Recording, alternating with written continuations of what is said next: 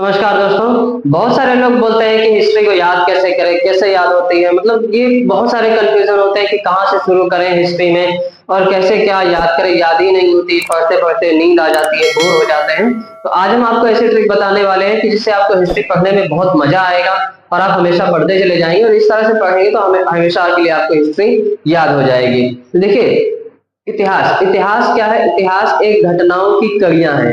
अगर आप उन कड़ियों को जोड़ते चले जाएंगे तो एक कहानी की तरह बन जाएगी। जैसे छोटे बच्चे आपको कहानी पढ़ते हैं ना, उसी तरह से आप पढ़ते चले जाएंगे और अपने आप याद ये याद होती चली जाएगी। देखिए, हमने लास्ट टाइम पे आपको बताया था भारत में राष्ट्रवाद। तो आज उसी के उदाहरण से ही हम आपको बता दें, उसी का एग्जाम्पल ले लेते हैं कि अगर हमें वो चैप्टर याद करना हो तो कैसे याद करेंगे।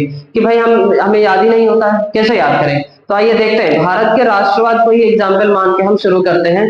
देखिए, तो भारत के राष्ट्रवाद में देखिए हम आपको क्या बताया। देखिए 19 शुरू करते हैं, कब से? 1914 से।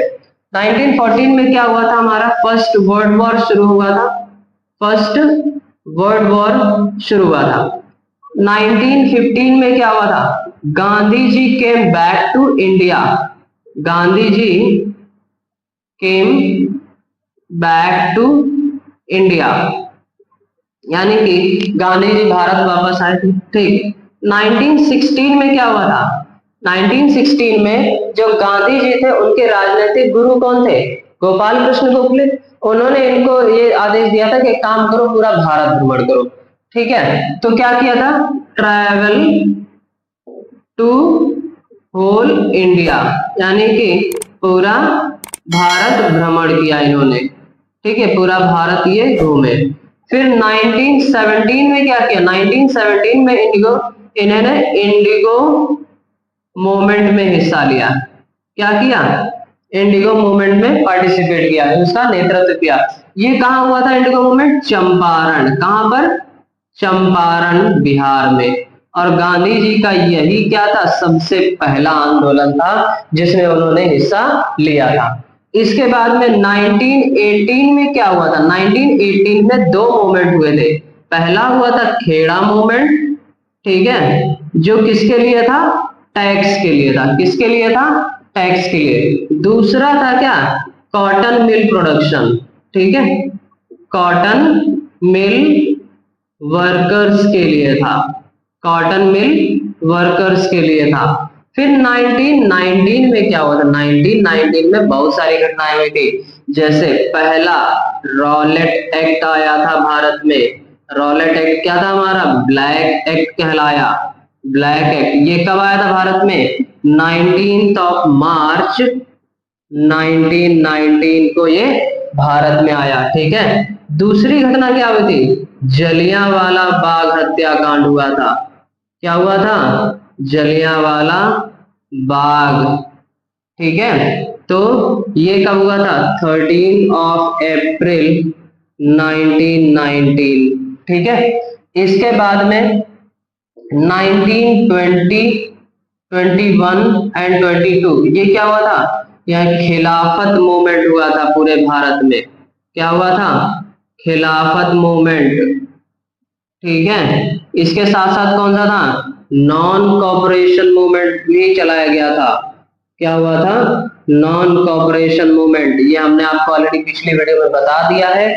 जिन लोगों को नहीं पता है, नहीं देखा है, वो हमारे चैनल पे जाके पिछली वीडियो पे जाके देख सकते हैं आराम से। देखिए, खिलाफत मूवमेंट में इन्होंने कहा था कि सब कुछ जो है इनके खिलाफ कर दो। नॉन कॉपरेशन मूवमेंट में इन्होंने कहा था कि असहयोग कर दो, यानी कि भारत में जो कहीं ना कहीं भारतीय लोग जो असहयोग कर रहे हैं ब्रिटिश शासन को चलाने में, वो अगर अपना सहयोग वापस ले लेंगे तो मात्र एक साल में ही क्या हो जाएंगे? ब्रिटिशर्स बाहर चले जाएंगे। ठीक है, आगे देखिए 1923 में क्या लिखा था? इन्होंने एक पुस्तक लिखी थी। इन्होंने एक पुस्तक लिखी थी, कौन सी? आत्मकथा। इनकी पुस्तक का नाम क्या था? आत्मकथा। ठीक है। और इसके जो है कुछ अंश लिखे थे। कहां पर लिखे थे? कुछ अंश लिखे थे। कहां पर? कारागार में। कुछ अंश कहां पर लिखे थे? कारावास में, यानी कि जेल में इन्होंने कुछ अंश इसके लिखे हुए थे। इसके बाद में 1924 में क्या हुआ था? सांप्रदायिक एकता के लिए, सांप्रदायिक एकता के लिए, फॉर यूनिटी, क्या किया था? 21 दिनों का उपवास किया था। क्या किया था? 21 दिनों का उपवास किया था। ठीक है। फिर 1925 में इन्होंने क्या किया था? राजनीतिक मौन ले लिया था।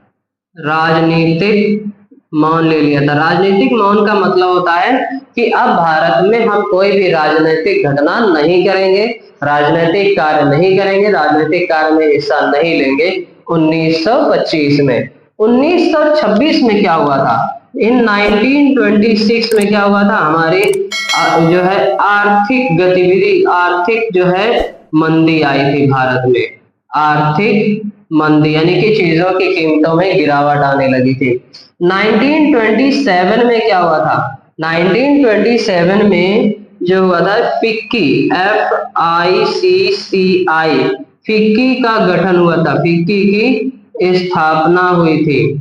ठीक है। इसे हम आपको नेक्स्ट वीडियो में बताएंगे कि इसका काम क्या था और क्यों इसकी स्थापना की गई थी। 1928 में क्या हुआ था? 1928 में कौन आया था भारत? साइमन कमीशन भारत आया था। 1928 में कब आया था? 3 फरवरी 1928 को क्या आया था? साइमन कमीशन भारत आया था।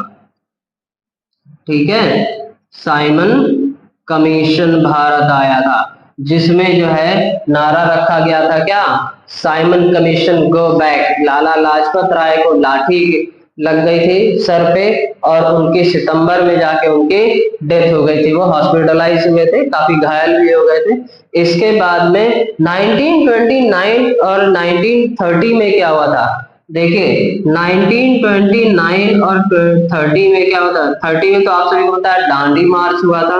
1930 में क्या हुआ था? दांडी मार्च हुआ था। ठीक है।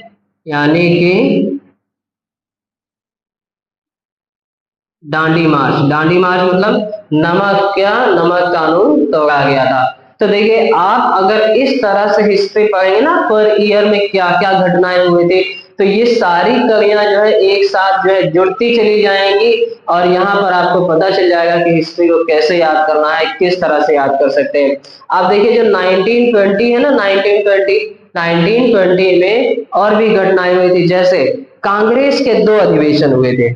1920 में कांग्रेस के 2 अधिवेशन हुए थे। एक हुआ था कब? सितंबर में, और दूसरा कब हुआ था? दिसंबर में। ठीक है। तो सितंबर में कहाँ हुआ? सितंबर में हुआ था हमारा कोलकाता में। ठीक है। और दिसंबर में क्या हुआ था? नागपुर में। दिसंबर में कहाँ हुआ था? नागपुर में। अब देखिए जो 1920 हमने आपको बताया था ना, 1920 में लाहौर में कांग्रेस समिट हुई थी। लाहौर कांग्रेस समिट हुई थी।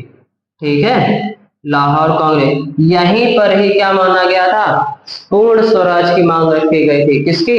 पूर्ण स्वराज की मांग रखी गई थी। कब? 1929 में लाहौर में जब कांग्रेस की अध्यक्षता हुई थी, कांग्रेस की समिट हुई थी। और इसके अध्यक्ष कौन थे? पंडित जवाहरलाल नेहरू, JL नेहरू यहाँ पे क्या थे? इसके अध्यक्ष हुए थे। कहाँ पर? 1920 में। तो इस तरह से अगर आप हिस्ट्री पढ़ेंगे तो इस बात की गारंटी है कि कभी आप नहीं भूल पाएंगे, क्योंकि कड़ियां हैं, सब एक साथ कहानी के तौर पे आप पढ़ते चले जाएंगे। तो वीडियो अच्छी लगी हो तो लाइक करें, शेयर करें एंड सब्सक्राइब कर लें चैनल को, ताकि हमारी और भी वीडियोस आपको मिलती रहे। धन्यवाद।